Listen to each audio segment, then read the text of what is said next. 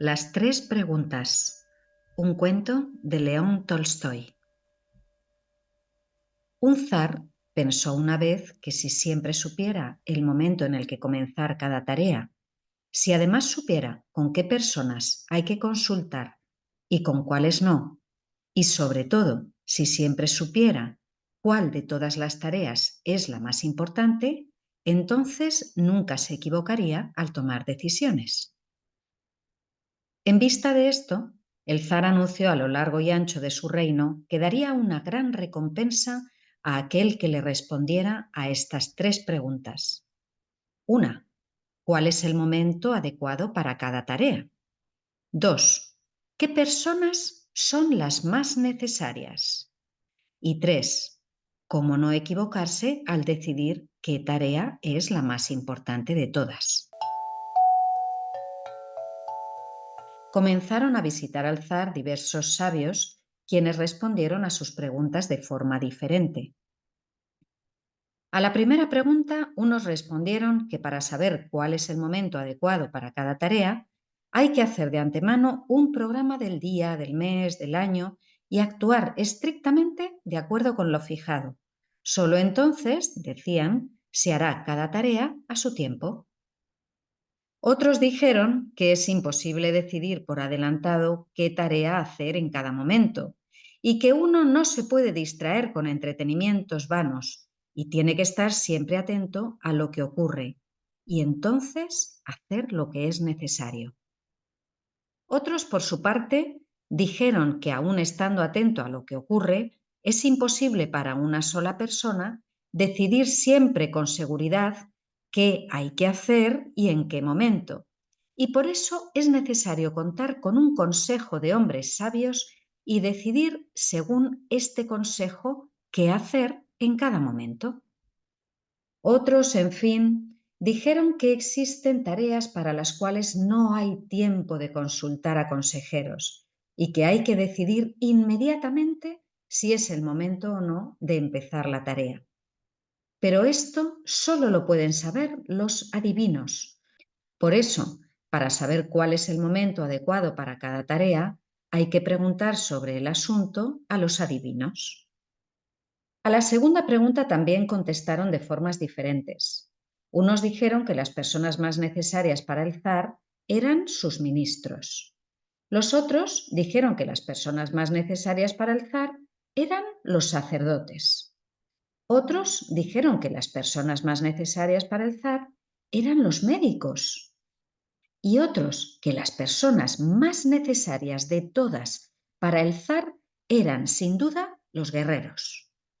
De forma también diferente respondieron a la tercera pregunta: ¿qué tarea es la más importante? Unos dijeron que la tarea más importante del mundo eran las ciencias.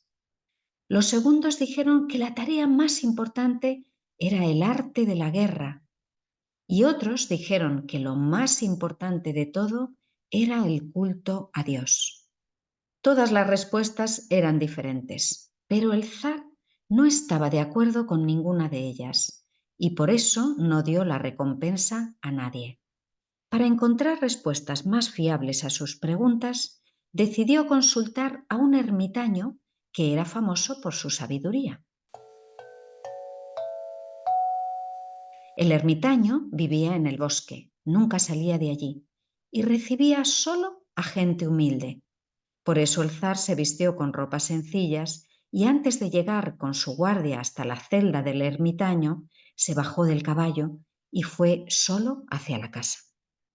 Cuando el zar llegó hasta él, el ermitaño estaba cavando en el huerto delante de su pequeña isba. Al ver al zar, lo saludó e inmediatamente se puso de nuevo a cavar. El ermitaño estaba flaco y débil, y al hincar la pala en el suelo y arrancar pequeños terrones de tierra, respiraba con dificultad. El zar se acercó a él y dijo: «He venido a visitarte, sabio ermitaño, para pedirte que me des respuesta a tres preguntas. ¿Qué momento hay que recordar y no dejar pasar para no lamentarlo después? ¿Qué personas son las más necesarias? Es decir, a cuáles prestar más atención y a cuáles menos, y qué tareas son las más importantes y, por tanto, qué tarea hay que llevar a cabo antes que las demás. El ermitaño escuchó todo lo que le dijo el zar, pero no respondió nada, sino que escupió en la mano y se puso de nuevo a escarbar en la tierra.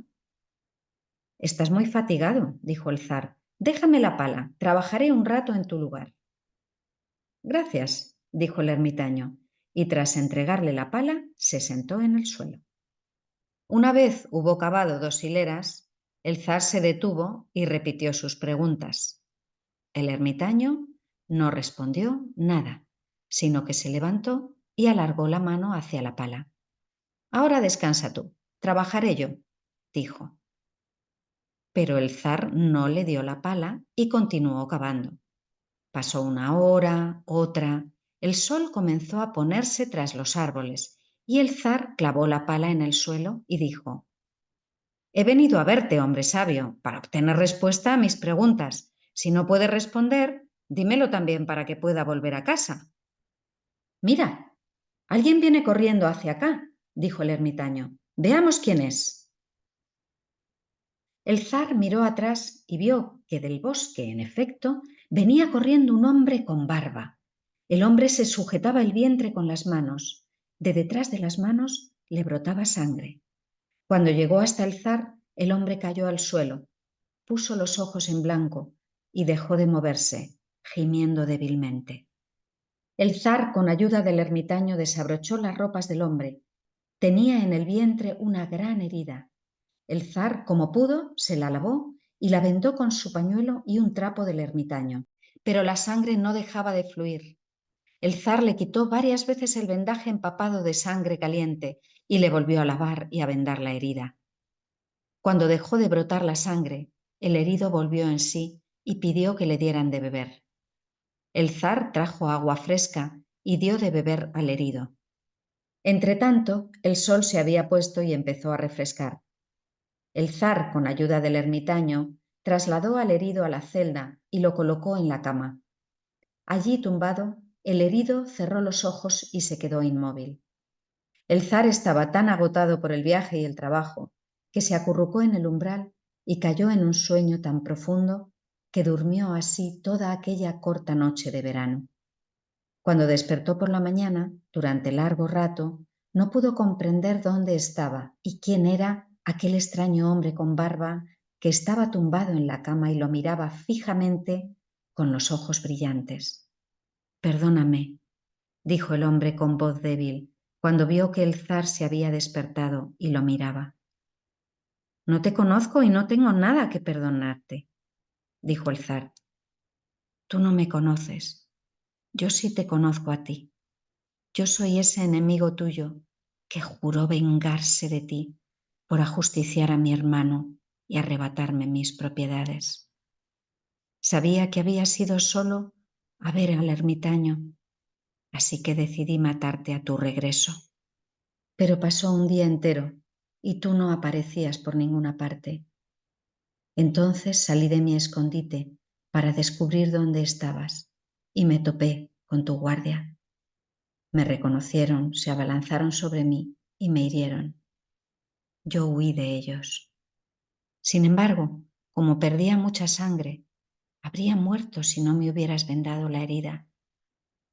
Yo quería matarte y tú me has salvado la vida. Ahora, si sigo con vida y tú quieres, te serviré como el más fiel de tus esclavos y ordenaré a mis hijos que hagan lo mismo. Perdóname».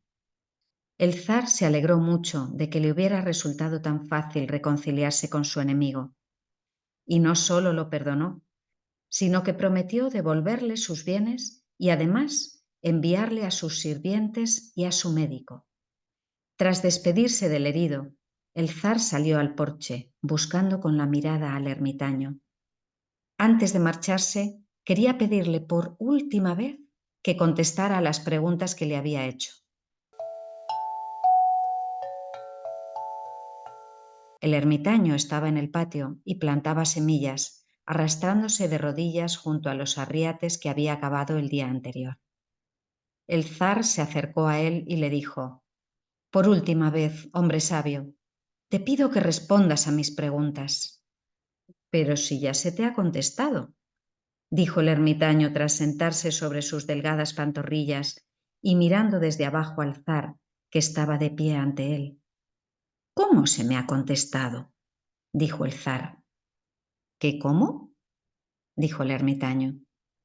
«Si ayer no te hubieras compadecido de mi debilidad, no habrías cavado por mí esos arriates y habrías regresado solo.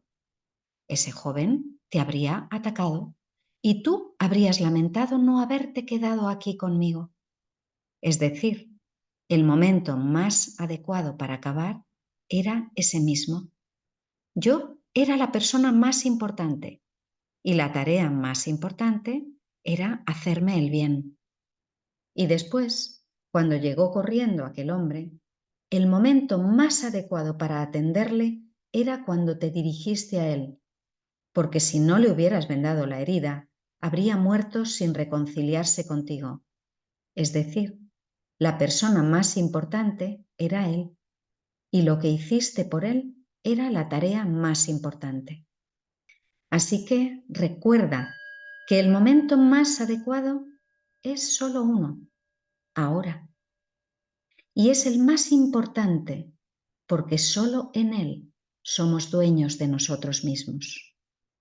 La persona más importante es aquella con quien te encuentras ahora, porque nadie puede saber si podrá tratar con alguna otra persona. Y la tarea más importante es hacerle el bien, porque solo para eso ha sido enviado el hombre a esta vida.